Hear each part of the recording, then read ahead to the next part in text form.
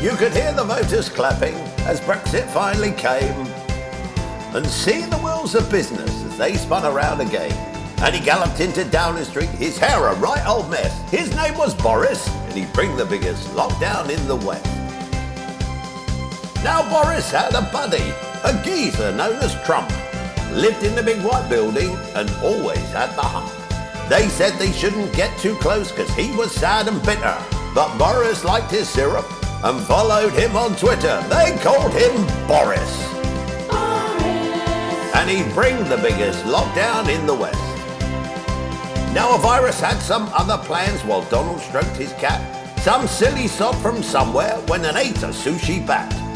Little did they both know what was waiting round the bend, but all that Don kept saying, "I'll make America great again." And that tickled old Boris. And he'd bring the biggest lockdown in the West. Now Boris had a problem and an awful lot to do. A nasty thing called COVID, and it acted like the flu. He went on telly every night to reassure the nation. Donald just told everyone, "You're all now on vacation." Now Boris convinced everyone and made them a believer, until that sad and fateful day we found he had a fever. But still he stood up, proud and true, and even slightly manly. But he now knows how to deal with bugs just like his old man Stanley. Poor Boris. And he'd bring the biggest lockdown in the West. And then towards the end of March, it really went Pete-Tong. We were told to stay inside, we just don't know how long. All we had to eat was shrimp paste and half a chew double-decker. Boris got his right-hand man next door from the Exchequer, whose name was Rishi. And he sorted all the money in the West. Now Donald could not take the endless days of isolation. Got on a plane, tried to land on the shores of our great nation.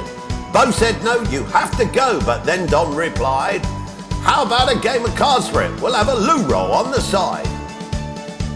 Now Boris dragged him from his plane and gave a tough rebuke. They stood there face to face and Trump went for his nuke.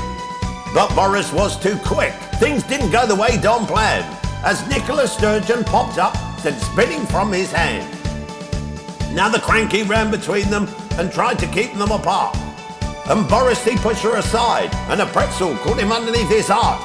Donald stood there dumbstruck, and his hair got in his eyes, as a meatball marinara caught him by surprise.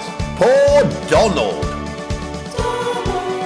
He was the most deluded in the West. Don was only 73. He didn't want to die.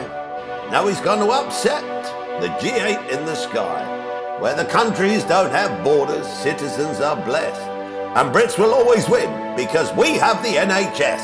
But a nation's needs are manifold, and Bo his fever passed. Corbyn tried to criticise, but no one could be asked. And when it was all over, there was cause to celebrate. It's the power of the people that keeps this country great. They won't forget Boris. And everyone from the NHS.